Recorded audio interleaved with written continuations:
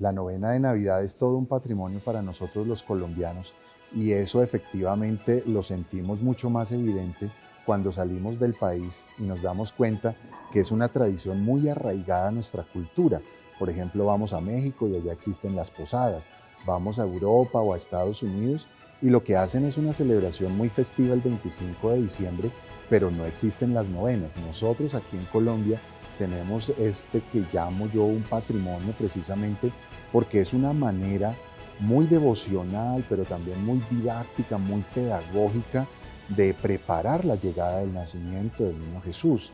Entonces, por eso, desde hace más de 200 años, en el siglo XVIII, un fraile franciscano que venía desde Ecuador, pero recordemos que en esa época pues era, digamos, todo un contexto político muy distinto al que nosotros hoy en día vivimos en la diferenciación de países. En esa época no existía Ecuador, Colombia, Venezuela, sino que había todo un virreinato de la Nueva Granada. Por lo tanto, este fraile era del virreinato de la Nueva Granada, del actual Ecuador, y en todas sus misiones que pasó desde el sur de Colombia, por Nariño, por el actual Cauca, por el actual Valle, departamentos del Tolima, incluso hasta Santander y Cundinamarca, fue difundiendo una tradición que él mismo había hecho de su ingenio, y era durante 9 días hacer unos gozos y unas oraciones muy propias. Después este fraile le regala esa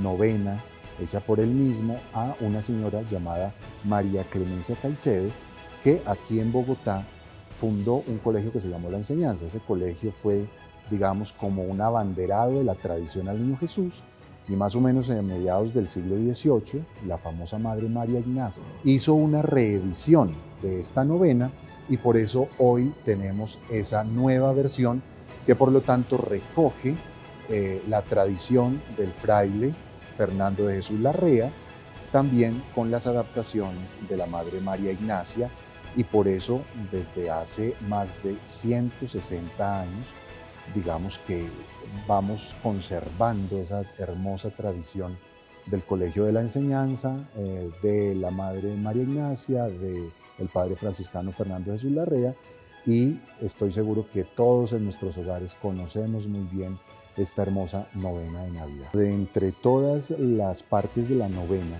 los gozos tienen una resonancia especial precisamente porque en el lenguaje muy coloquial son los más pegajosos. Creo yo que todos, no solo niños, sino adultos, no sabemos los gozos o partes de los gozos o esos estribillos que se repiten, y precisamente estos gozos tienen una raíz bíblica.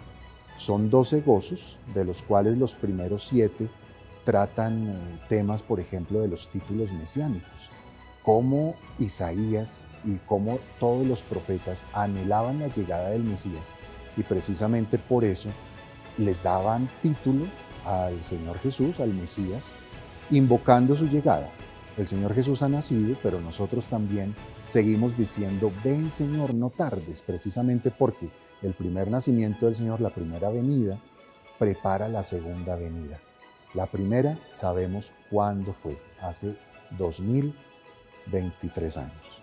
La segunda no sabemos cuándo será, hay que estar preparados. Entonces, en esa tensión entre lo que ya fue el nacimiento del Señor, su primera venida, y lo que todavía no es, esa espera gozosa, esa tensión hacia la llegada del Señor, nosotros decimos, ven Señor, ven no tardes. Y entonces hay unos ejemplos hermosos de la palabra, sobre todo el profeta Isaías en el capítulo 11, versículo 1.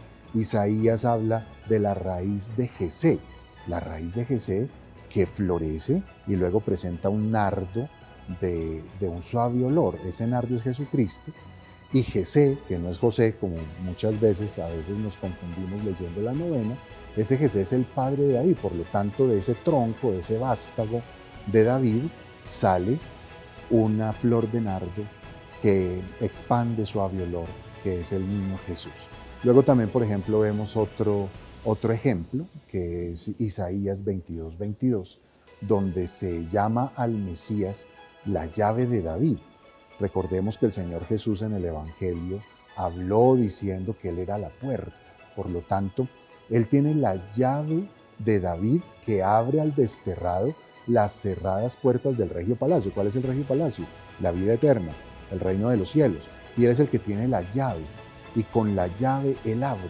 Él es de puertas abiertas. Entonces, ¿qué mejor que decirle al Señor Jesús: tú, Señor, eres el fragante nardo, tú eres el dulcísimo niño, tú eres la sapiencia suma, tú eres la llave de David, tú eres, Señor, lo más precioso. Creo yo que alabarlo, glorificarlo y rodearlo de esos mimos, de esas caricias durante este tiempo de preparación es un regalo precioso para el niño Jesús, y sobre todo nosotros como cristianos, al preparar esa gozosa llegada del Señor, somos los que más nos enriquecemos al reconocer que tenemos un Dios que se hace cercano, es el Emmanuel, un Dios que se hace hombre, que se hace uno de nosotros, que se hace caminante con nosotros y que podemos invocar en cualquier momento.